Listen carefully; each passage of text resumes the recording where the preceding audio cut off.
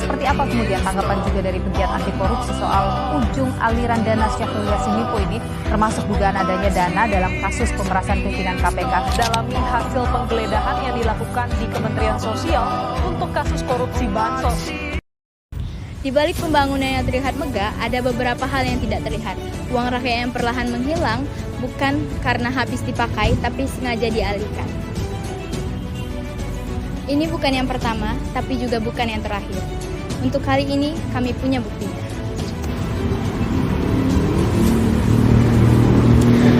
Baik, selamat siang Ibu. Siang. Perkenalkan kami dari Liputan PBL Pancasila. Di sini kami ingin meminta Ibu meluangkan sedikit waktu untuk kami wawancara mengenai tentang rumor yang sedang beredar saat ini tentang uang pembangunan yang senilai 10 miliar yang katanya uang tersebut tidak ada aktivitas fisiknya, dan juga ada desas-desus yang mengatakan bahwa uang tersebut masuk ke dalam rekening pribadi Ibu. Bagaimana tanggapan Ibu tentang hal ini? Pertanyaan cukup menarik ya, dan perlu saya luruskan di sini bahwa itu semua adalah fitnah dari lawan politik saya yang tidak bisa melihat keberhasilan saya, yang tidak senang melihat keberhasilan saya.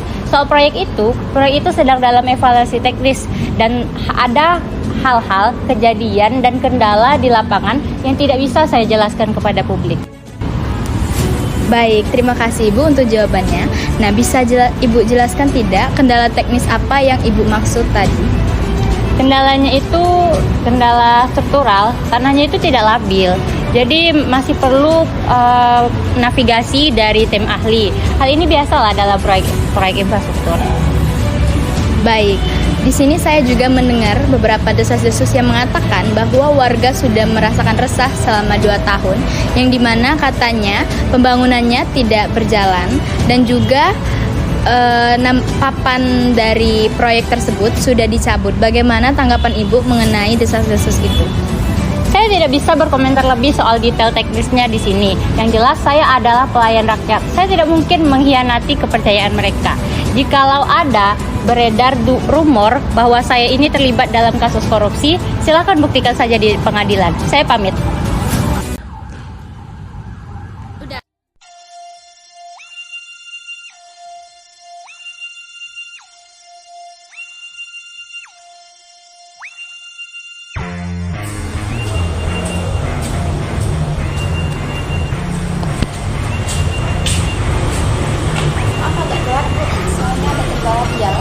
Oke, nggak apa-apa. Yang penting aman. Semuanya sudah lengkap. Ini sudah seperti yang dibicarakan, dan ini 5 miliar tahap pertama. Selanjutnya nanti proyek dijalankan.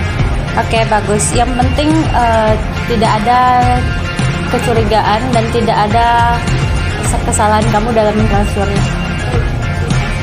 Bagaimana untuk kontraktornya, aman? Aman. Oke, bagus. Kita harus bergerak cepat setelah proyek ini kelihatan jalan. Tidak boleh ada yang curiga terhadap gerakan kita. Karena kalau sampai ada yang curiga, tidak hanya saya yang akan kena, tapi kamu juga akan masuk dalam kasus ini. Oke, terima kasih. Silakan pergi.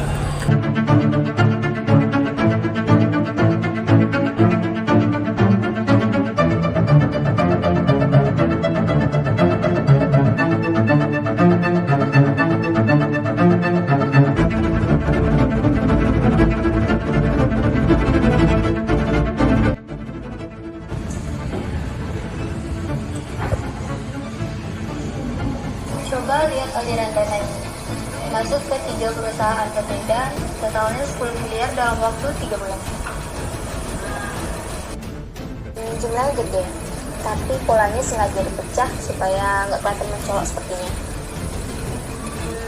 Iya, sekilas kelihatan normal, tapi kalau ditarik mundur, semuanya nyambung ke satu titik. Nah, ini menarik. 3 perusahaan ini nggak punya aktivitas yang jelas. Alamat teleponannya kayak cuma formalitas saja. Perusahaan cangkang. Sepertinya begitu. Dan lebih menarik lagi, direkturnya suami pejabat. Jadi uangnya muter-muter dulu, baru masuk ke lingkaran dia sendiri. Tapi juga cara mainnya. Tapi nggak sempurna. Mereka lupa satu hal, jejak digital tidak mudah dihapus. Rekaman suaranya gimana? Udah dicek? Udah, hasil analisis suaranya 94% itu kecocokannya. Itu dapat banget sih. Saksi? Ada, dari pihak kontraktor. Awalnya takut, tapi akhirnya mau bicara. Katanya tekanan dari atas terlalu besar. Berarti kita udah punya aliran dana, rekaman, sama saksi. Tinggal tunggu momen yang tepat. Menurutku jangan terlalu lama. Nanti kalau lama-lama mereka jadi curiga dan ngapus semuanya. Iya juga, orang kayak dia pasti punya banyak cara untuk menutupin jejak. Oke, kita nggak usah ambil resiko, kita gerak sekarang. Siap, kita jemput mereka sekarang sebelum sempat mereka bersih. Kali ini jangan sampai lolos. Ibu tahu kenapa ibu ada di sini? Saya nggak tahu, saya nggak ngerti maksudnya. Saya kan orang yang tak suka. Kenapa saya ada di sini? Kalau ada pertanyaan silahkan, saya bakal jawab. Prosedurnya baik, lalu ibu kenal sama Bapak Torik Saputra? Iya, dia suami saya.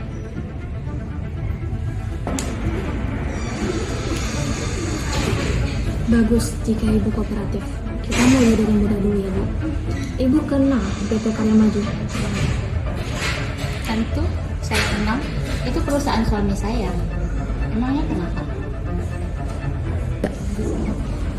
Suami ibu punya perusahaan bernama PT Sejahtera Abadi? Iya, itu perusahaan punya suami saya. Rekening PT Sejahtera Abadi itu menerima transfer sebanyak 5 miliar. Lalu 2 minggu kemudian masuk lagi 5 miliar. Totalnya semua ada 10 miliar dalam waktu 2 bulan. Ibu yakin itu masih tidak ada hubungannya? Iya, itu keuangan suami saya, itu hak dia. Saya tidak ada urusan apapun dengan keuangan perusahaan suami saya. Ibu nggak gelisah sama sekali ya Bu? Kasih. Ya, kenapa harus gelisah? Saya kan nggak salah apapun. Ibu, pegawai ibu itu Pak Budi, Bu Lastri sama Pak Hendra sudah kami periksa semalam. Mereka bertiga memberikan keterangan yang sangat detail, sangat kooperatif. Silahkan, itu hak mereka. Tapi, keterangan tanpa bukti tentu saja tidak bisa dilakukan. Kami punya rekaman suara pertemuan ibu dengan pihak restoran Bintang 5 3 bulan lalu.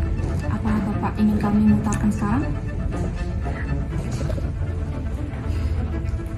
Saya tidak akan berkomentar apapun soal ini tanpa kehadiran pengacara saya. Tentu, Bu. Pengacara ibu sedang dalam perjalanan. Silakan ibu istirahat terlebih dahulu.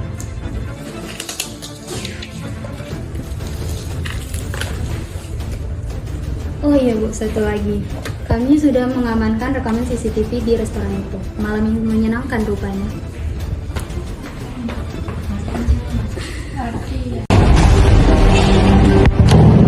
Sidang perkara tindak pidana korupsi dengan terdakwa Arini Aila resmi dibuka. Jaksa penuntut umum silakan bacakan tuntutan. Terima kasih Yang Mulia. Berdasarkan aliran dana sebesar 10 miliar rupiah dan keterangan saksi, terdakwa diduga telah menyalahgunakan kuasanya sebagai pejabat publik demi keuntungan pribadi. Keberatan Yang Mulia. Akuannya tidak berdasar. Bukti transparansi itu hanyalah bisnis legal milik suami terdakwa dan tidak ada kaitannya dengan jabatan lain saya. Tidak ada satupun bukti langsung yang menghubungi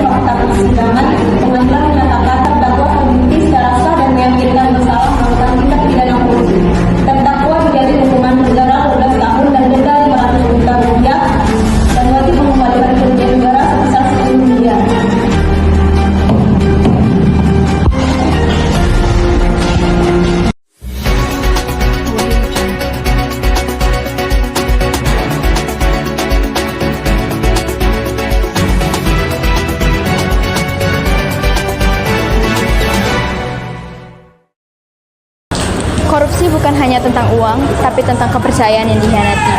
Tentang pembangunan jembatan yang tidak pernah ada. Tentang anak sekolah yang menyeberangi jembatan dengan rakit. Ketika amanah dijual, rakyat yang menanggung akibatnya. Bukan sehari, setahun, tapi bertahun-tahun. Hari ini, satu topeng telah terjatuh di meja hijau. Apakah ini akhir atau awal dari pengungkapan kasus korupsi-korupsi lainnya? Sekian liputan dari saya akhiri. Terima kasih. Pajak dari rakyat, siapa berani